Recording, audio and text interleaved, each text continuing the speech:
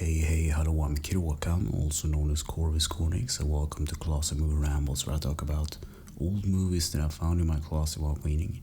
This week's movie is The Invisible Man from 1933, and it's about 1 hour and 11 minutes long.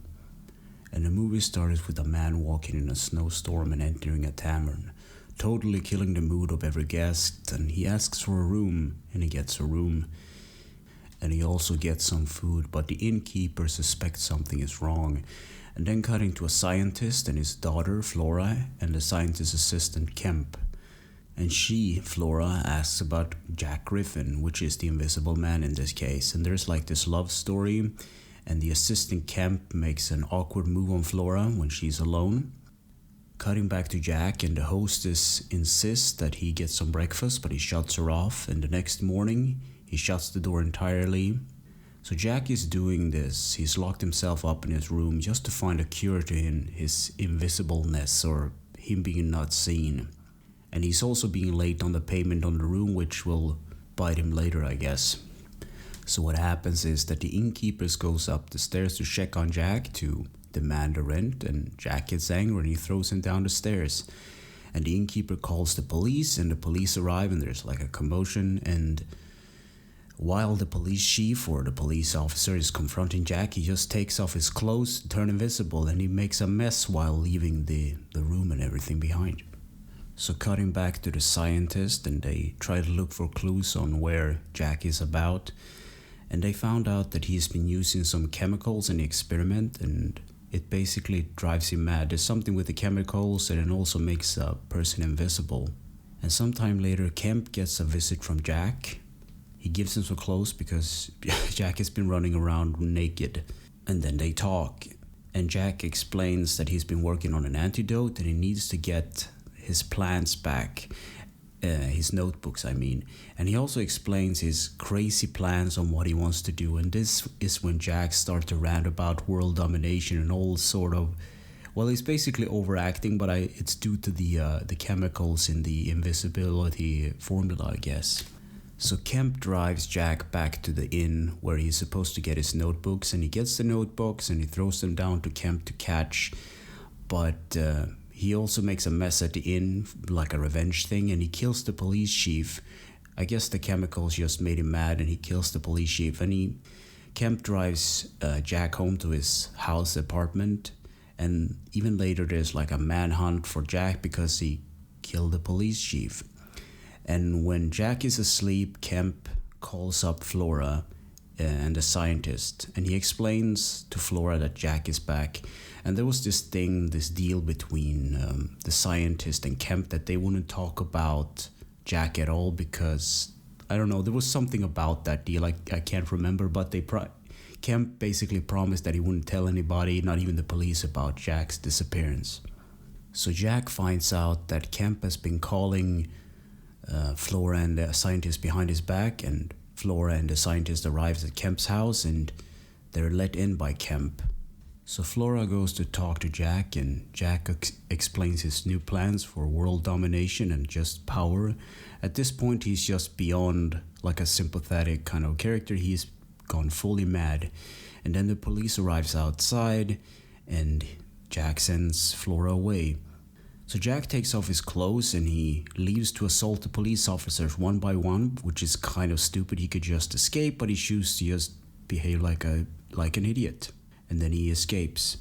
And sometime later, Jack kills two men that are looking for him by throwing them off a cliff. And he also derails a train, killing a bunch of people, and then steals a bunch of money at the bank and just throws it out at the street so people can pick it up. So he's clearly mad at this point. And Kemp, during this time, he has been... Jack promised to kill him at 10 o'clock at night just to induce fear in him because he betrayed him. And what happens is that, of course, Jack is invisible. He gets Kemp locked up in a car, and he makes actually just drive him off like a cliff and kills Kemp right out. So after that thing, Jack goes to sleep in a barn. And while this is happening, there's like a heavy snowstorm, and the police chief figures like they've tried everything to catch Jack, and now they figure like he leaves print in the snow because it's snowing. And just about that, they get the information from the farmer that owns the barn that Jack is inside or something is inside. And they go there, and what they do, they just lit the thing on fire. And it's kind of this crazy scene where the naked Jack runs out. Of course, you can't see him because he's the invisible man. He leaves prints in the snow, and the police chief just shoots him. And then cutting to the hospital where Jack is dying, and he asks for Flora, and she arrives, and he just dies. So as he passes away, the serum stops working, and that's the first time you actually see Jack throughout the movie, and that's the end of the movie. So what do I think about this movie, The Invisible Man from 1933? The visual effects for the time were actually really good. I'm not even sure how they pulled it off. I don't even know if they used green screen or how they did it, but it's a black and white movie for starters. So this movie is based on H.G. Wells' original novel, and I think it was like a science fiction romance novel at the beginning.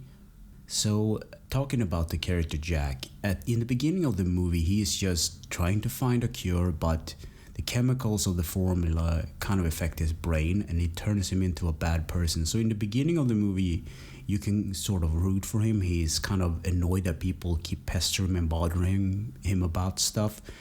But the more he goes on, he doesn't want the antidote. He just turned crazy, and he even kills people just for fun, which is like this weird thing with the chemicals, I guess. So yeah, that's that.